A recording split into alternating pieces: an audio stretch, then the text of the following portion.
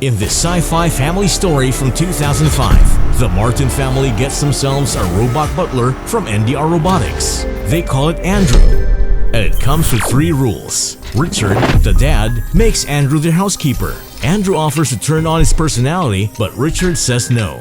The next day, Andrew cleans the basement and fixes a broken phonograph. Amanda doesn't like Andrew, but Grace is more sympathetic. Richard tells his daughters to treat Andrew like a person. They all go to the beach, where Amanda gives Andrew her glass horse toy. He accidentally breaks it, so he learns to carve and makes her a wooden horse. Amanda gives him a stuffed toy, Woofy. Richard notices Andrew's creativity and takes him to the robotics headquarters to meet the CEO, Mansky. Mansky thinks Andrew's uniqueness is a problem but offers money. Richard refuses, and they leave. Richard changes Andrew's duties to focus on creativity, like making clocks and spending time learning human life from Richard. Andrew continues making stuff, especially clocks. He learns about humans, their reproduction, humor, and jokes, among other things. Andrew also learns to play the piano with Amanda's help. Many years pass. Amanda grows up, and she and Andrew become even better friends. Richard and his wife get older, and their older daughter, Grace, becomes a rebellious teenager. One day, the family decides to sell the clocks Andrew made, and Amanda thinks he should get the money since he did all the work. Richard reminds her that Andrew is a machine and not to get too attached. Richard sells the clocks and helps Andrew open a bank account with their family lawyer. One day, Amanda visits Andrew in his workshop, and he accidentally cuts off his finger. She tells him she's getting married to her boyfriend Frank, and they talk about her conflicted feelings. Andrew doesn't realize what they're discussing, but Amanda decides to marry Frank. She thanks Andrew for listening and invites him to be an usher at her wedding, which he happily accepts. Richard takes Andrew to NDR Robotics for repairs and threatens them with legal action if they try to replace Andrew's brain.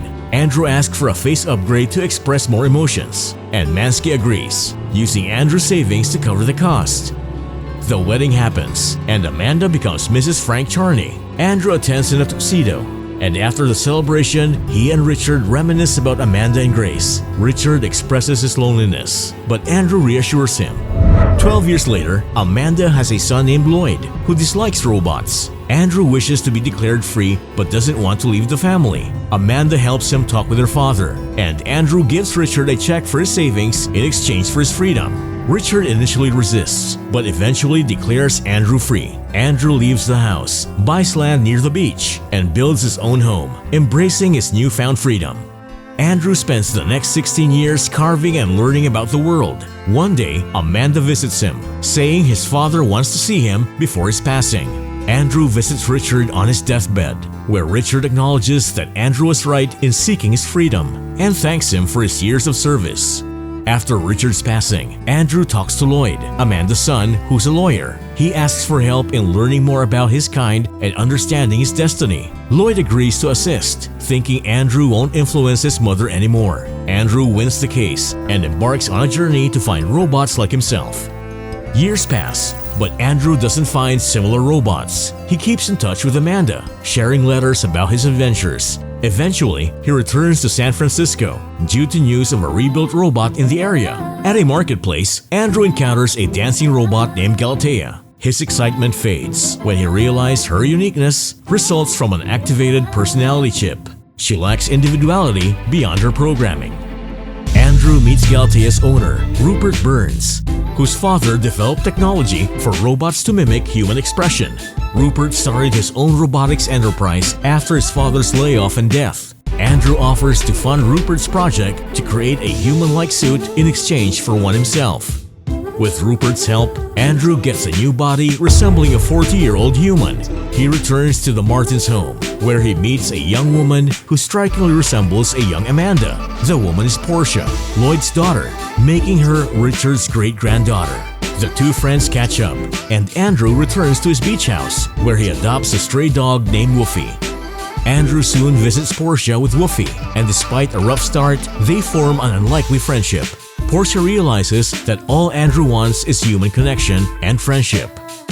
After several weeks, Andrew finds himself at a hospital because Amanda had a stroke.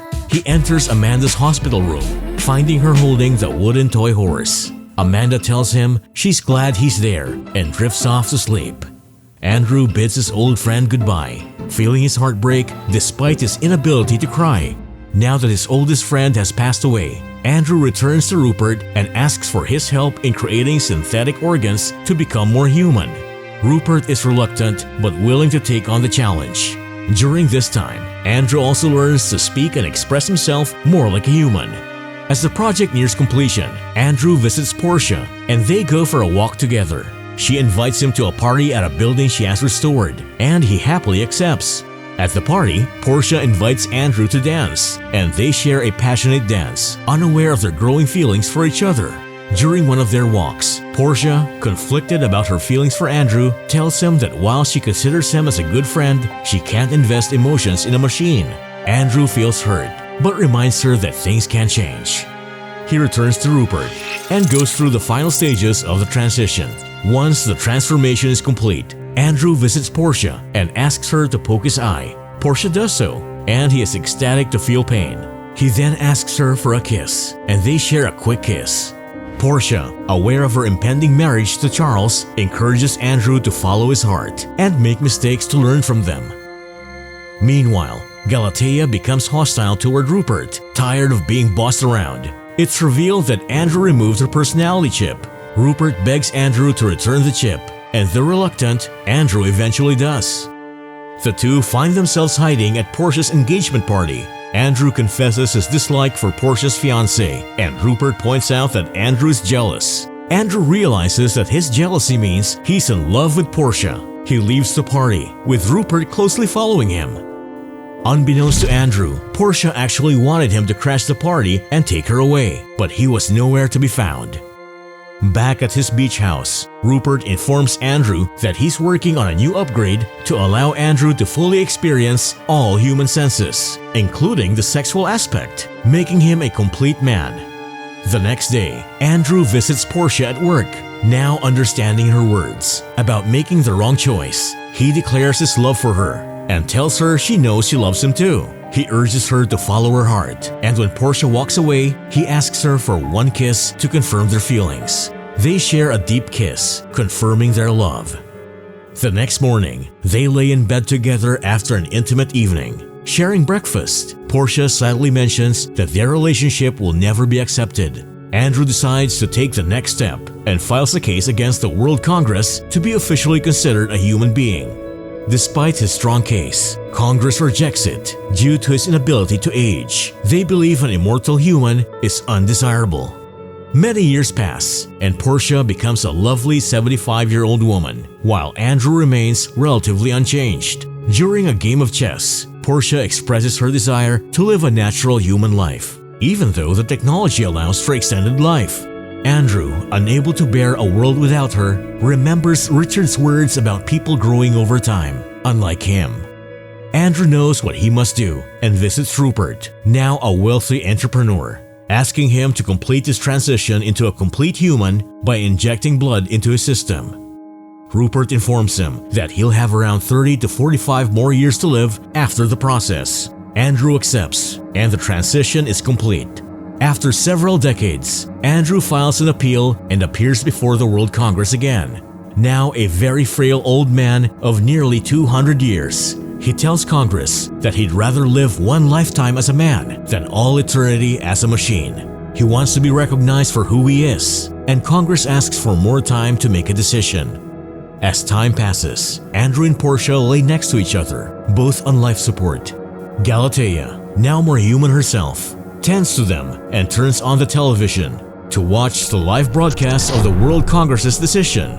They hold hands as Congress announces their decision to consider Andrew Martin as a human being and validate his marriage to Portia Charney. Unfortunately, Andrew passed away before he can hear their decision. Portia looks at her husband, and Galatea confirms his passing. She tells Galatea that Andrew didn't need to hear the Congress's decision. No matter what anyone says, Andrew lived a life worthy of any human being. She requests that her life support be unplugged, holding onto the love of her life as she slowly slips away, whispering that she will see him soon. Thanks for tuning in. Hit that subscribe button for more action-packed movie recaps. Don't forget to turn on notifications and drop a like to support the channel.